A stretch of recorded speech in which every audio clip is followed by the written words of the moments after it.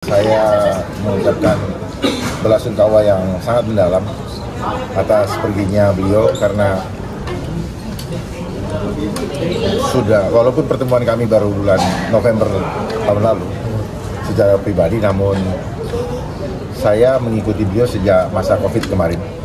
Beliau sudah mulai vokal dan sebagainya dalam memperjuangkan hak-hak dasar dari masyarakat. Kami sama-sama berjuang di bidang yang sama, tetapi berbeda bagian. Tetap memperjuangkan masalah kemanusiaan, tetapi beliau dalam bidang hukum, walaupun saya orang hukum, tetapi saya mencoba melihat dari sisi yang lebih luas lagi, adalah dalam bidang geopolitik global. Dan ke depan kami berjanji untuk meneruskan perjuangan beliau sampai Tuhan memanggil kami, seperti beliau juga tidak pernah gentar sepanjang berjalan dalam kebenaran. Bersama Tuhan, kami percaya kami cakap menanggung masalah. Dan kepada keluarga yang ditinggalkan, saya sekali lagi mengucapkan belasungkawa, dan kiranya Tuhan berikan kekuatan untuk menjalaninya. Memang menyedihkan, memang sedih, tetapi jangan larut dalam kesedihan, karena Tuhan punya rencana bagi kita-kita yang masih hidup. Dan beliau, Tuhan lebih mengasihi, sehingga beliau memanggil kembali untuk mengajarkan kepada kita bahwa perjuangan ini bukan sampai di titik ini, tetapi sampai Tuhan memanggil kita. Terima kasih, sampai jumpa di lain kesempatan. Pak, mungkin boleh sedikit mengenal sosok beliau dulu waktu tidak masih dapat bersama dengan beliau, mungkin ada momen-momen ya, saya baru bertemu beliau itu di bulan November. Dalam pertemuan itu saya mendapatkan kesan, sebenarnya kesan itu saya dapatkan sejak saya mengikuti beliau di media. Dan kesan saya adalah beliau orangnya keras secara prinsip, tetapi lembut di dalamnya. Jadi kalau kita tidak bisa melihat kedalaman dari seseorang, kita akan selalu salah dalam menilai.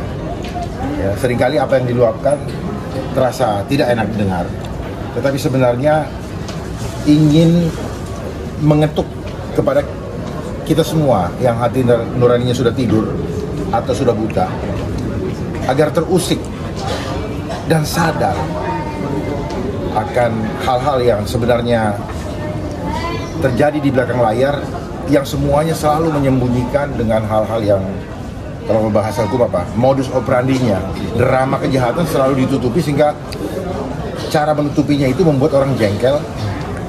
Kenapa jengkel? Karena sebenarnya dia udah tahu, dan orang yang menutupinya juga dia tahu dia salah.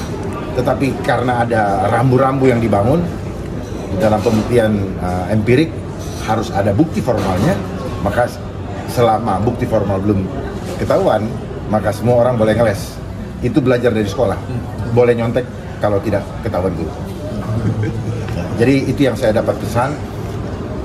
Setiap manusia punya gaya, setiap orang punya caranya. Luapan beliau itu adalah luapan kejengkelan, ingin menangis sebenarnya kalau saya katakan, tetapi tidak tahu caranya. Orang dewasa tidak mungkin lagi menangis, malu, akhirnya keluarlah dalam bentuk umpatan, luapan kegeraman, yang akhirnya mulai dibully balik oleh masyarakat yang nggak paham. Ibarat anak kecil, bayi itu menginginkan sesuatu, tetapi karena tidak diberikan dia nangis. Sama seperti ini, orang yang sudah dewasa, sudah mengerti, dia tidak menangis, tapi dia luapkan rasa keinginannya yang begitu mendalam dengan cara berteriak, mengeluarkan kata-kata yang keras, bahkan kadang-kadang ada yang disebut dengan slip of the tongue, ya, kepleset lidah. Tetapi itulah hidup, ya. Tidak ada gading yang tak retak, tetapi tujuannya sepanjang itu baik. Jangan pernah takut. Kita belajar dari apa yang sudah ada. Mari kita evaluasi diri untuk menatap masa depan yang gilang gemilang. Terima kasih. Pak, sempat curhat nggak sih Pak, Afenim ke Bapak ini? Ya? Sempat curhat sesuatu gitu?